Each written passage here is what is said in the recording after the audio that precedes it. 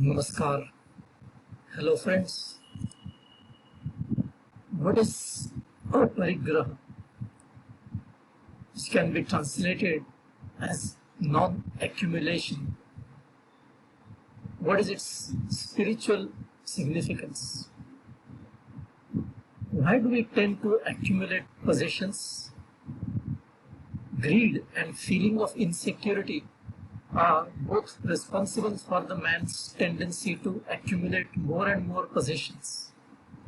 However, I feel that the root of this tendency may be in the way civilization developed.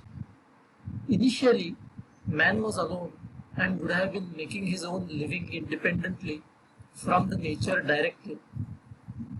He would be gathering food from the trees and plants, as also eating meat by killing other animals. He would be erecting his own shelter too, using the naturally available material from the forest. He would use bark of a tree and leaves and straw as clothing.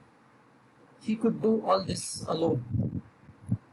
Gradually, man became a social animal and started living in a community. As a result, distribution of labor and many specializations by way of work and the related skills came into existence. That meant man was not anymore procuring his own food and clothing all by himself. He was doing one small bit of work as a part of the collective living. This made him dependent on others for many aspects of his own living. That must have been the main reason for the feeling of insecurity creeping in. Initially, when there was no concept of money, people traded commodities by way of barter, that is exchange. That naturally placed some restrictions on how much wealth one could accumulate because storage of physical assets required space and also the attendant security arrangements. However, the invention of paper currency greatly reduced the storage requirement relating to wealth. Subsequently, introduction of banking removed all the restrictions because now wealth is simply a book entry. So now greed has no limit whatsoever. Spirituality can be the antidote for both these problems, namely insecurity and greed. Aparigraha, that is non-accumulation, that has an expanded meaning as follows. One of the yamas in Ashtanga Yoga, which is the science of spiritual pursuit through 8-aspected yoga, is Aparigraha. The most straightforward literary meaning of it is avoiding accumulation. One may simply take it as non-accumulation of wealth and other material possessions. I would like to expand its scope as follows. Beyond non-accumulation of material wealth and possessions, Aparigraha is non-accumulation of all kinds of desires pertaining to self-interest as well as the interest of my loved ones. Non-accumulation of expectations from others. Non-accumulation of past memories of bad treatment given to me by others. Non-accumulation of past memories of bad luck that may cause me to expect something better now. Non-accumulation of past memories of good deeds done by me that may cause me to expect a reciprocal good deed from the other person. Non-accumulation of attachment to people. Non-accumulation of body weight. Non-accumulation of ideas about self, that is ego. I am like this only. Non-accumulation of labels given to other people. For example, he is mean. In other words, Aparigraha will mean being like a conduit, letting everything flow ahead without holding on to anything, or like a river. Although the river seems like holding water, it is not accumulating water. Water is coming from the source of the river, flowing and merging with the ocean every single moment. Now let us look at another important concept, namely non-violence. Non-violence or ahimsa is a concept that has been very extensively explained, illustrated and commented upon by the revered Sant Shri Jnaneshwar in his incomparable commentary on Srimad Bhagavad Gita titled Bhavartha Deepika, or popularly known as Shri Jnaneshwar. He starts out saying that most people define ahimsa in their own way, which is nothing but preventing himsa or violence in one form only, to replace it with another form of himsa. He gives many hard-driving metaphors, some of which are as follows. 1. Cutting our own hands and cooking them to satisfy our hunger. Cutting the branches of tree and using them to fence the tree. Or demolishing a temple and constructing a fence around the temple site. He also talks about Ayurveda, which has many medicines and procedures for curing humans, but that hurt trees and animals. Many people follow a lot of restrictions on diet so as not to hurt other living beings, but end up starving themselves. Then Sri Dhaneshwar goes on to describe real ahimsa.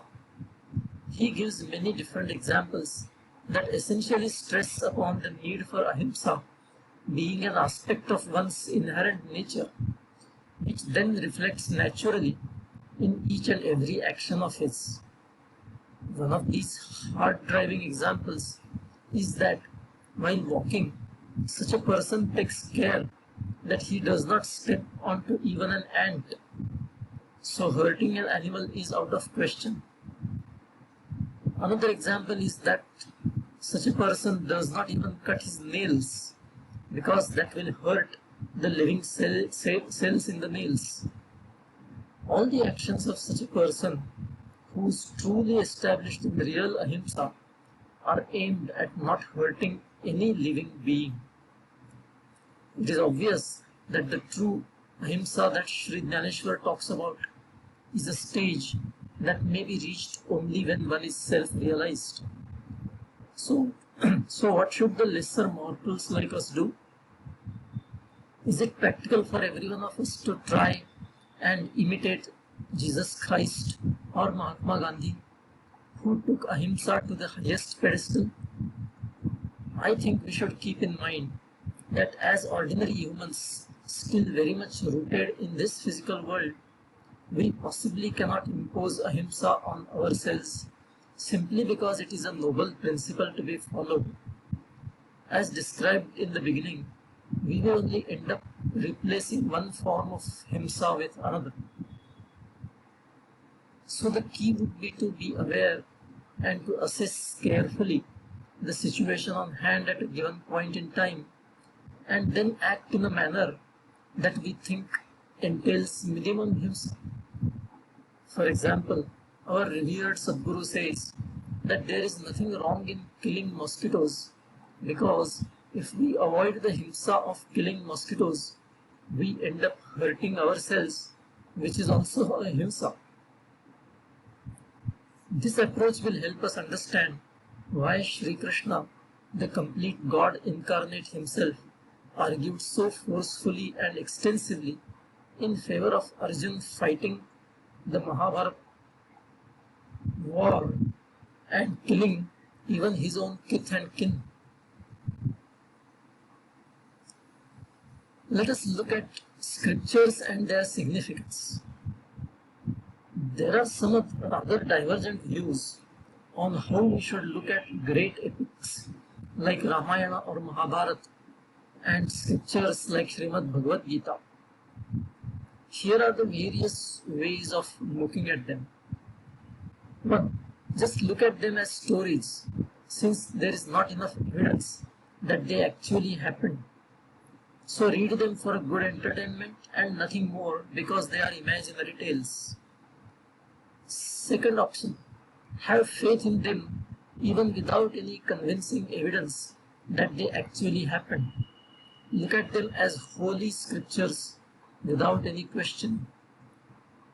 Third option is to criticize them on the grounds of some so-called universal values or dharma. For example, when some people in Russia objected to Srimad Bhagavad Gita, saying that it advocated violence because Shri Krishna encouraged Arjuna to go to war. Fourth option is, do not worry about whether the epics may have actually happened or not. Look at them as good fables that have a moral lesson that can be useful even today. After all, Aesop's fables have talking animals, and hence they are unreal, but they serve as good lessons, especially for children. I prefer the last approach. I think it is useful to try and map the situations in the epics to those in our modern life. It serves no purpose if I try to look for an exactly similar situation before I can apply the lesson, because the times and the settings of the epics were quite different from our modern day life. For example, consider the situation of Shri Krishna exhorting Arjuna in Mahabharata to go ahead and fight, even if it meant killing his own kith and kin. Arjuna thought, because of his conditioning, that he will land up in hell if he killed his own kith and kin and gurus and elders. However, Shri Krishna exhorted him not to think about the future and simply to perform the karma that seemed appropriate in the given situation, namely fighting the war. Now, I should not look for a situation when I will be in a war, like Arjuna was, because that is unlikely to arise. Instead, I should extract the underlying essence or the concept. Then it will become clear to me that the lesson is to never shirk our karma that seems warranted in a given situation, irrespective of the possible outcome. The possible outcome of my karma that I may imagine may be due to my own particular conditioning. Also, my preference, non-preference for a particular outcome would be because of my conditioning. And above all, nobody can see future, so we do not know what exactly will be the outcome of my karma in the present. Some people may think that this means we will be drawing our own convenient interpretations. However, I feel unless we interpret the epics in the context of our situation, they are useless except as entertainment. So there should be nothing wrong in extracting the essence of the stories without the surrounding details and apply it to our situation. That is the only way of making use of the wisdom contained in the epics, unless of course one wants to reject them as being out of date and possibly imaginary.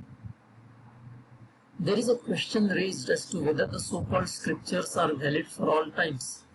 I would think that the scriptures that prescribe what to do or how to live are unlikely to stand the test of time. They were written when the times were quite different, and they were right for those times. These scriptures, true scriptures, would be those that do not quite prescribe the specific actions, but rather the right spiritual framework for living. In that sense, I believe Srimad Bhagavad Gita is the real scripture. It does not lay down any do's and don'ts. It even does not lay down how to perform worship of gods. It just emphasizes the right mindset. Such scriptures are good for all times. I will stop here. See you the next time. Until then, bye. Take care.